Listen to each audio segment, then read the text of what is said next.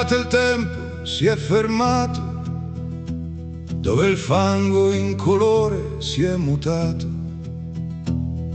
Pinuccio camminava tra le strade, cercando il canto nelle pietre rade. Prese il calcare, prese l'ossidiana, sentì un'eco antica, non umana. C'è un segreto chiuso dentro il cuore di ogni roccia, figlia del calore. Senti il taglio, senti la lama, è la terra stessa che ti chiama. Non è solo roccia, non è solo scarto, è un'anima viva che attende il parto.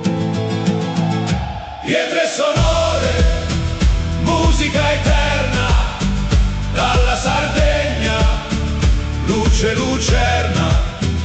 Sotto le dita il basalto risponde, vibra la terra, vibrano l'onde.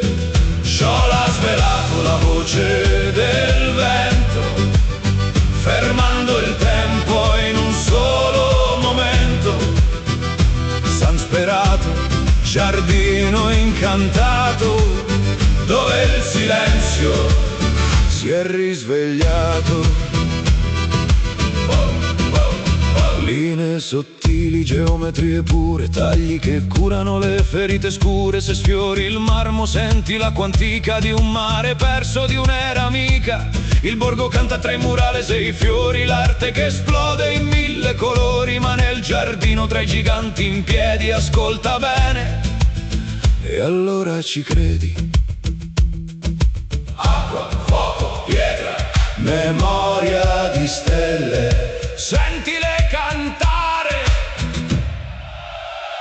Pietre sonore, musica eterna, dalla Sardegna, luce lucerna. Sotto le dita il basalto risponde, vibra la terra, vibrano l'onde. Sciola ha svelato la voce del vento, fermando il tempo in un solo momento. San Sperato, giardino incantato, dove il silenzio si è risvegliato. Vibra ancora, la pietra non tace, Pinuccio sorride, e il mondo in pace.